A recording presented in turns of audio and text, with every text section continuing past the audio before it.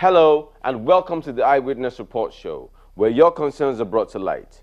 The past week has been one of collective frustration by Nigerians who feel the laws enacted to protect them are not enforced to full or any capacity.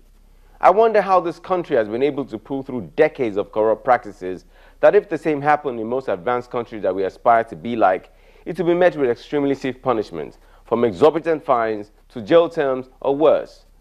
A lot of noise has been made over heavy-duty vehicles plying the roads at specific times to avoid accidents. Accidents that can be prevented if simple laws are obeyed. What bothers me more than the laws being flouted are the fines attached to it. It costs only 5,000 naira, estimated to be around 17 British pounds and 25 US dollars, for erring drivers to set themselves free. Is that the price to pay for a life?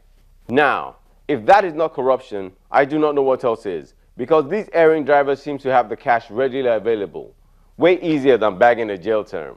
I'm trying to avoid going into full details of this report, but what I would say to all who are watching this is to say enough is enough.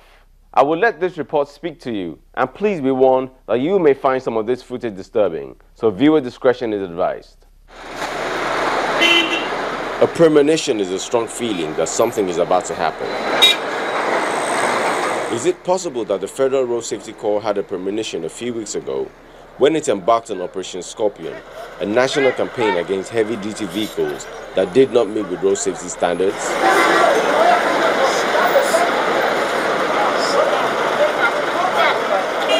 This is what the Federal Marshal said about the exercise and his stance on attitudinal change. We are clamping on them to ensure that all these, the compliance with the minimum safety standards, and we believe this is a success story. The needy to ensure that the container is secured. Once the containers are secured, it cannot fall. Number two, the minimum safety standards, the tires, when the rainy season. How can you have a 40-feet container on a flat bed and the tires are worn out? I don't think I hold a responsibility, a duty to ensure that such vehicles are not on the road. That is why you see a lot like this impounded. Until those tires are changed, until those headlamps are fixed, until the retroreflective tapes are fixed, I don't think I will allow them to leave. And the guys, our boys are doing the correct thing. So the third one is also, I will check the driver. Does he have a valid license? If you are to drive a truck or trailer or trunker, the regulation stipulates you must be at least minimum 26 years of age with experience.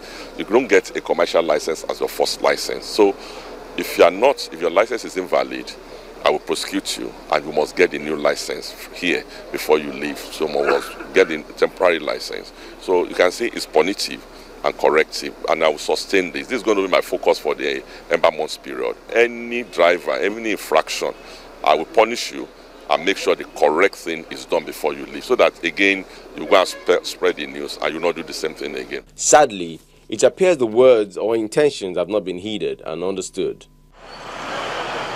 And that is the case here in Lagos, southwest Nigeria, where commotion greets our approach towards the Ojuelegba Bridge. The noise of the crowd, both on the bridge and below, is increasing by the second, filled with panic. A poorly latched container has fallen from the bridge, slamming its weight on objects below, along with the flatbed it was hooked to.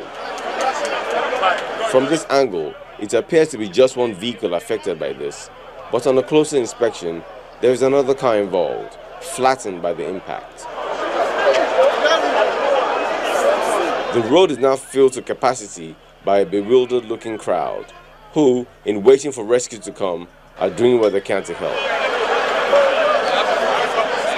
At a point, the delay of help is brewing restlessness, and soon enough, there is need for crowd control.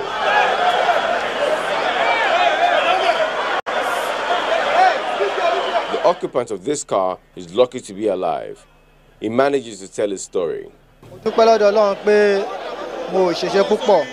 I am thankful to come out of this alive.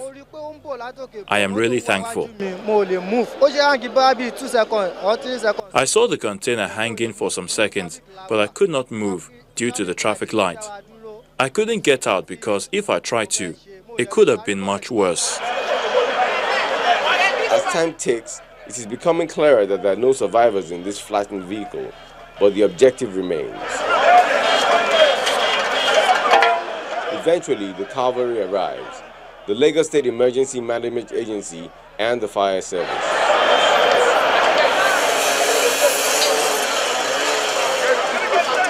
And the operation gets into full swing.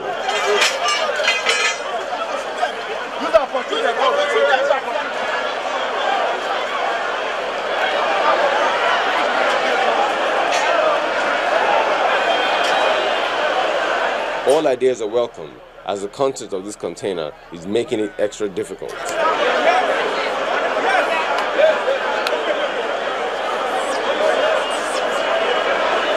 It takes the support by 2 Hiab trucks to finally move the container.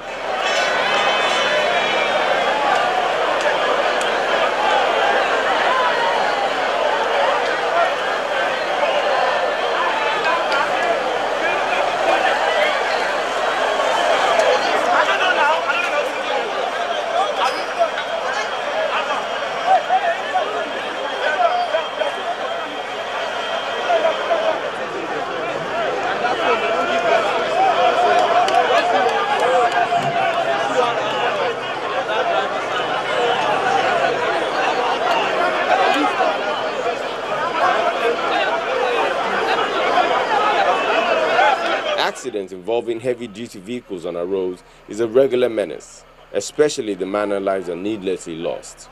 What is perhaps more pathetic is the fines associated with unlatched containers, a fee not more than 5,000 naira. It is now left to those in authority to decide. Set the system straight or let people be at the mercy of these dangerous killers. Whatever the decision, one thing is certain. The homes of these victims are filled with grief by the most avoidable accident.